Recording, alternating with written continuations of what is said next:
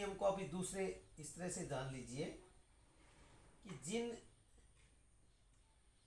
संख्याओं के इकाई अंक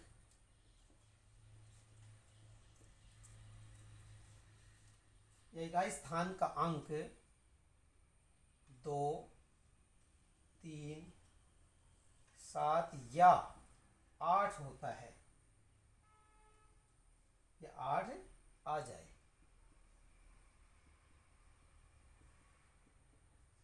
तो वह संख्या पूर्ण वर्ग संख्या नहीं होती।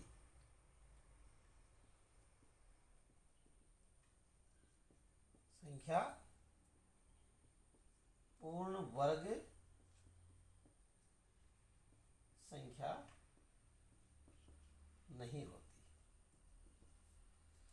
तो हमें पता चल रहा है यहां पर 2 आया इसलिए पूर्ण वर्ग संख्या नहीं है। हमने सीधे ही से देख के बता दिया, इसमें वर्ग निकालने की आवश्यकता नहीं है। अब एक बात और देख लें कि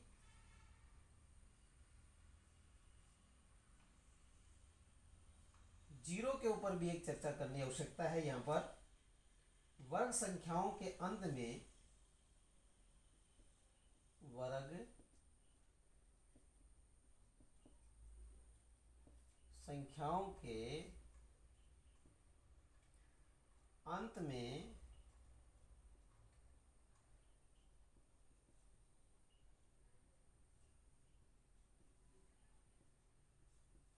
शून्यों की संख्या केवल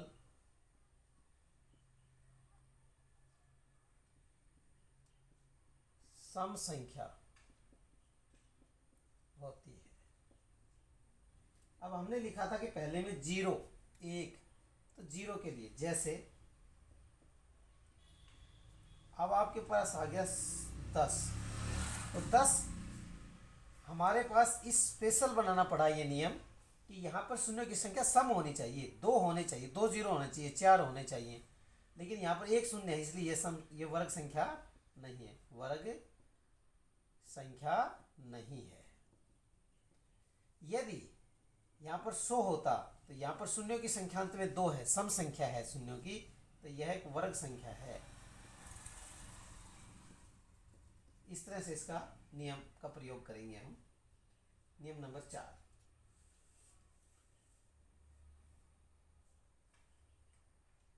अब ये कह सकते हैं कि जिन संख्याओं के अंत में शून्यों की संख्या विषम होती है वह संख्या पूर्ण वर्ग संख्या नहीं होती। 1 0 आ जाए, 3 0 आ जाए, 5 0 आ जाए लास्ट में, तो वह पूर्ण वर्ग संख्या नहीं होती। किसी सम संख्या का वर्ग किसी सम संख्या का वर्ग सदैव सम संख्या होता है।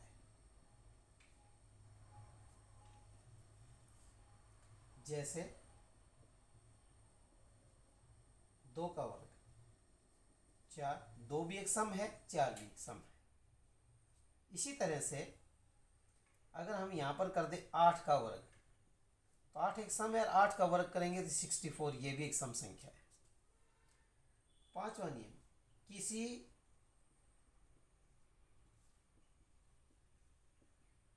विषम संख्या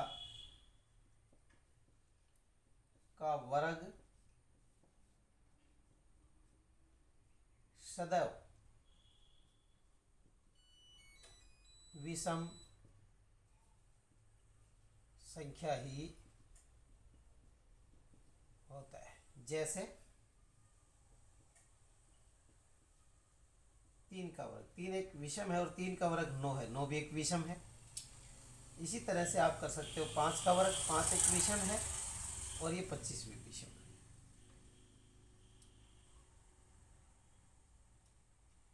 एक नियम है, 2 वर्ग संख्याओं,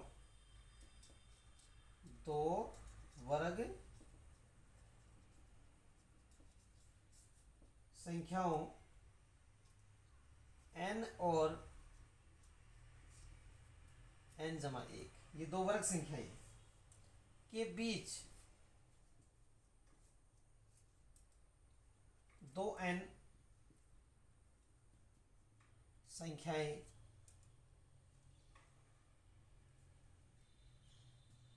होती हैं जो पूर्ण वर्ग संख्याएं नहीं होती।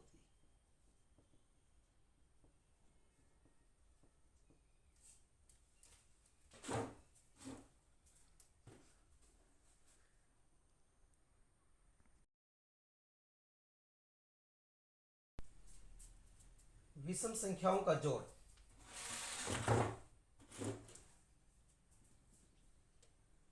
ये नियम कुछ इस टाइप का है।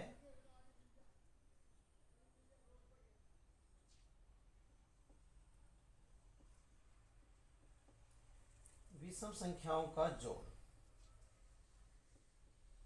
अद्भुत नंबरों में तालमेल होता है। पर विचार करते हैं, एक विषम संख्या है और आप देखते हो कि 1 और 1 का वर्ग 1 के बराबर आता है। पहली दो विषम संख्याएं 1 जमा 3, इसका जोड़ आप देखते हो 4 आता है और 4 2 का वर्ग होता है। पहली तीन विषम संख्याएं 5 3 8 1 9, इनका जोड़ 9 आता है और यह 3 का वर्ग होता है। पहली 4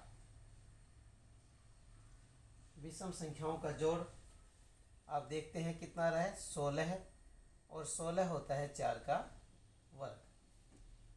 पहली 5 विषम संख्याएं,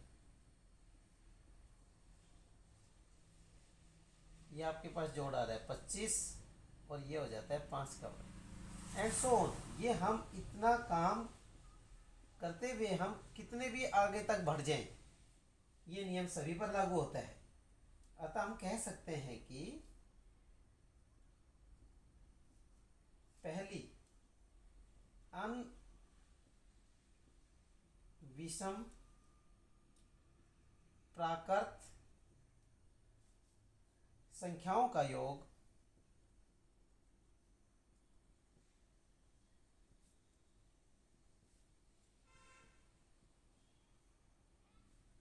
n स्क्वायर होता है।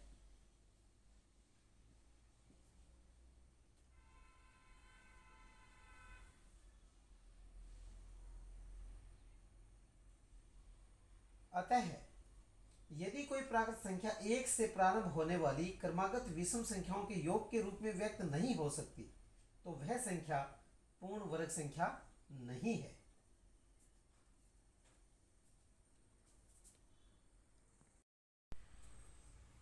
किसी भी विषम संख्या के वर्ग को दो क्रमागत धनात्मक पूर्णांकों के योग के रूप में व्यक्त कर सकते हैं। जैसे 3 का वर्ग 9, 9 को 4 जमा 5 लिख सकते हैं। 5 का वर्ग 25, 25 को 12 जमा 13, 7 का वर्ग 49, 24 जमा 25। देखो दो क्रमागत पूर्णांकों के योग हैं, 4 जमा 5, 12 जमा 13, 24 जमा 25। इसी तरह से हम और बहुत से संख्याओं के लिए ऐसा लिख सकते हैं। दो क्रमागत सम संख्या या विषम प्राकृत संख्याओं का गुणनफल, जैसे 11 गुना 13, 11 गुना 13, 11 को लिखेंगे 12 घटा 1 और 13 को लिखेंगे 12 जमा 1। तो यहाँ पर a plus B a minus B equal to a की 2 घटा b की 2 के सूत्र से 12 का वर्ग घटा 1 का वर्ग, तो 12 का वर्ग 144 और 1 का वर्ग 143। 10 गुना 12, 10 को लिखेंगे 11 घटा 1 और 12 को लिखेंगे 11 जमा 1, तो 11 का वर्ग घटा 1 का वर्ग 121 घटा 1 120। ये सीधे बिना गुणा किए भी हम दो क्रमागत सम या विषम संख्याओं का गुणनफल ज्ञात कर सकते हैं।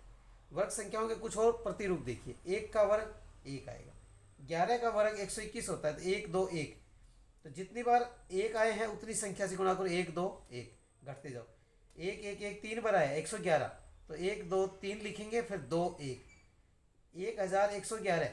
यहाँ 4 बार 1 आया है, इसलिए 1 2 3 4, 3 2 1। यहाँ पर 5 बार आया है, 1 2 3 4 5, 4 3 2 1। इस तरह से इन संख्याओं को हम लिख सकते हैं।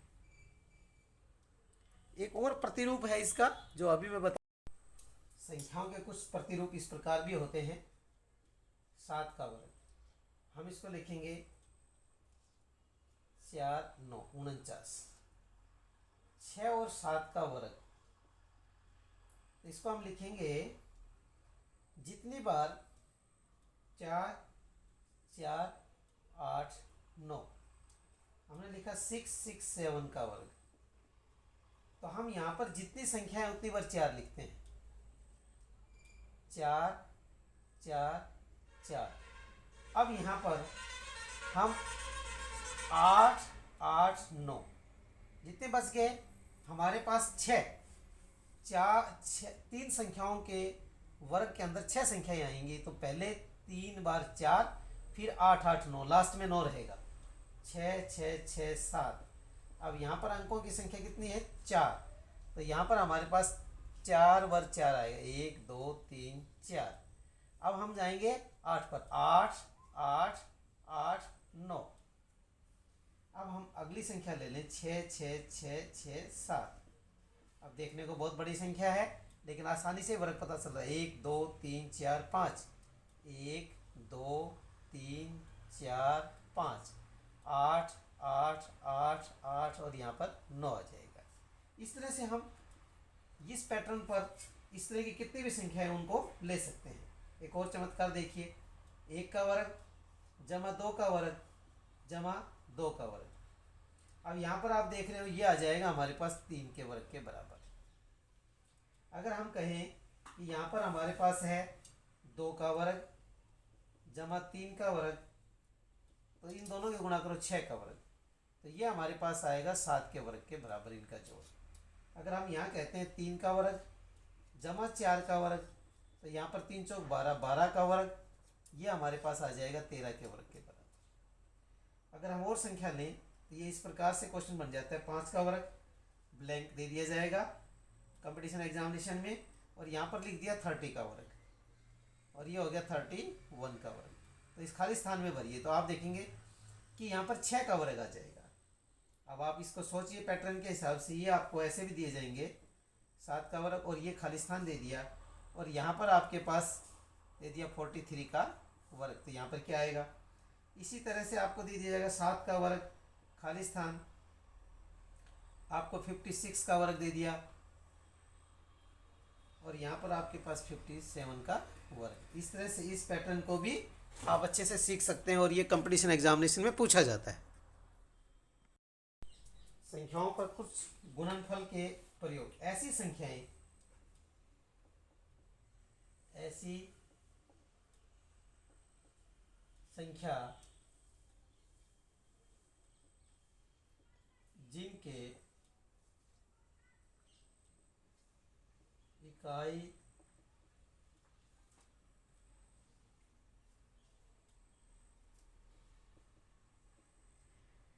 स्थान का अंक 5 हो, इकाई स्थान पर अंक 5 हो या इकाई अंक 5 हो। जैसे आपसे कोई कह दे कि 25 का वर्ग निकालिए, तो गुणा करने में समय लगेगा, तो यहाँ पर 2 है पहला अंक, 2 गुणा 3 ये रखेंगे, इसके साथ आ जाएगा सैकड़ा, जमा लास्ट का वर्ग है 5, 5 का वर्ग 25। अब ये देखिए 6, ये हो जाएगा 625। अगर इसी तरह से हमारे से पूछ लिया जाए 35 का वर्ग निकालिए, तो 3 गुणा 4 सैकड़ा जमा 25, 3 चौक 12, ये हो गया 1225।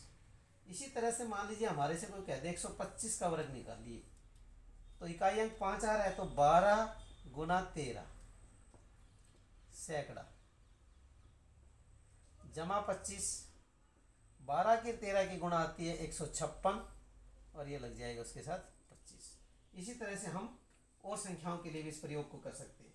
एक बहुत इंपॉर्टेंट है पाइथागोरस त्रिक। ये क्वेश्चन बहुत बार कंपटीशन एग्जामिनेशन में पूछा जाता है। ये लागू होता है किसी प्राकृतिक संख्या m ग्रेटर देन 1 के लिए। किसी प्राकृत संख्या m मान लें उसको, वो 1 से बड़ी होनी चाहिए।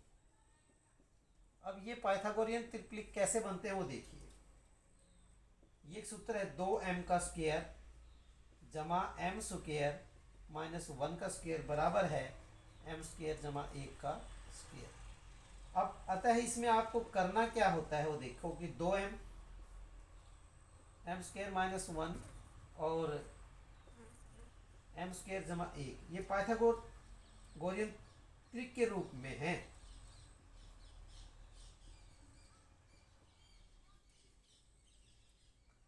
पाइथागोरस